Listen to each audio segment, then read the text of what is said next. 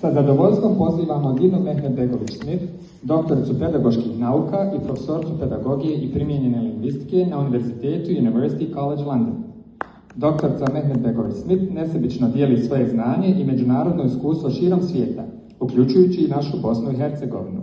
Posebno nas raduje što će svojim stručnim doprinosom podržati kvalitetniju i efikasniju reviziju kurikuluma iz engleskog jezika u narednom periodu.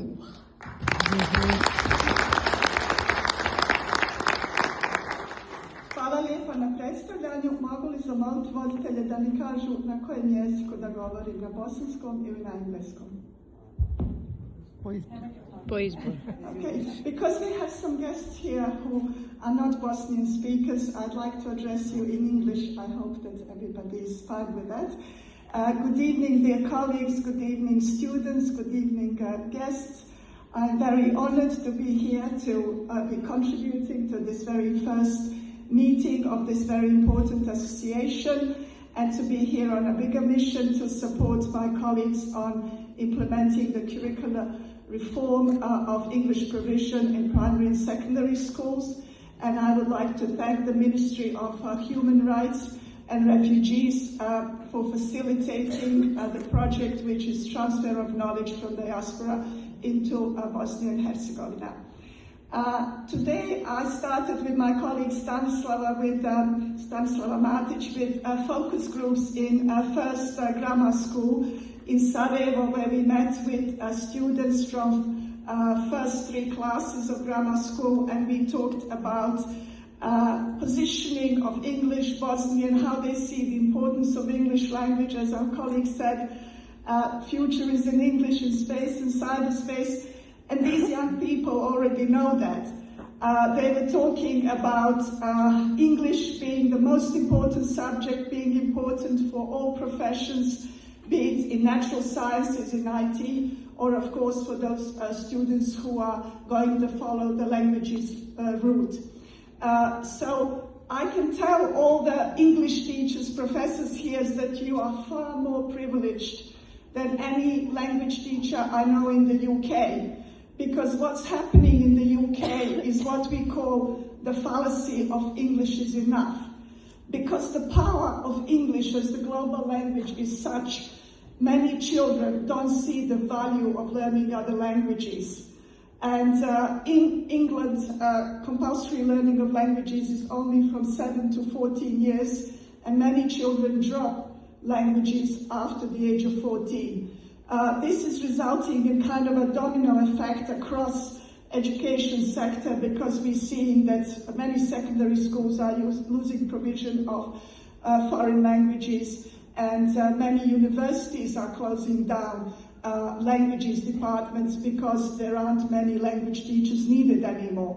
So this is kind of the other side of the power of English, that children who are native speakers of English simply do not recognize the importance of learning other languages.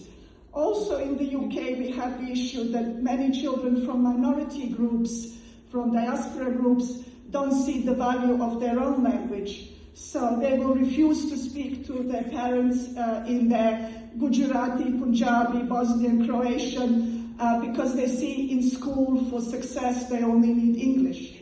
I've also interviewed adults who said when they moved to England, their parents said, from today we only speak in English. Parents do that with the best intention in the world to support their children to be successful in the English system. But this results in children, when they grow up, feeling robbed of their culture, feeling robbed of their languages.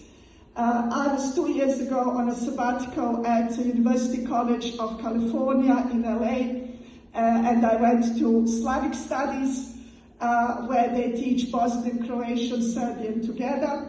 And there were 6 children there, 2 from Bosnia, 2 from Croatia, 2 from Serbia, born in LA, but from families who came from those countries. They were learning these languages ab initio because they said their parents were so traumatized by the war they didn't want to teach them their languages. And now they feel the need to learn their language and to understand what happened to their countries, to their families, and they feel they need that understanding. So the struggles are many. I've been also working in Dubai, where you've got, again, big success in terms of use of English across all different sectors. And when you see what Dubai has achieved within 50 years, from a fishing village to one of the leading global metropolis, they of course achieved it through the use of English. But in schools, teachers are now worried about children's competence in Arabic, because most of the teaching is in Arabic. Parents also saying, I don't know if my child will be able to teach his child to speak in Arabic. So a language which is a world language spoken by 330 million people is actually endangered in their country, on their territory, where it is their national and official language. From today, the conversations that we had with students, they are very enthusiastic about Bosnian language, importance of Bosnian language. They see themselves staying here, studying in Sarajevo and having their lives in Bosnia and Herzegovina. Therefore, I mean that as educators, you have achieved the most important thing, and this is to keep our youth, to keep our young people in this country, because as we know, one of the biggest problems in the region is the brain loss and big migration of people to the Western countries.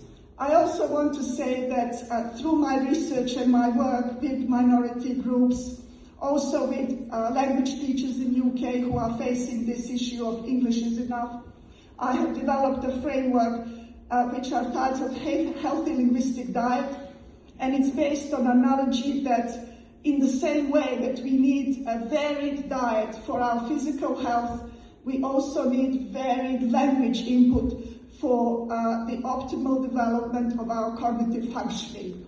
This research is supported by clinical studies. I work with a colleague who is a lead neuroscientist, and we are using studies which show advantages of bilingual and multilingual people from early age to very advanced age. I hope that I will have the opportunity to share with you some of my work and research on healthy linguistic diet, and I'm very much looking forward to meeting more of you throughout this week. Thank you very much.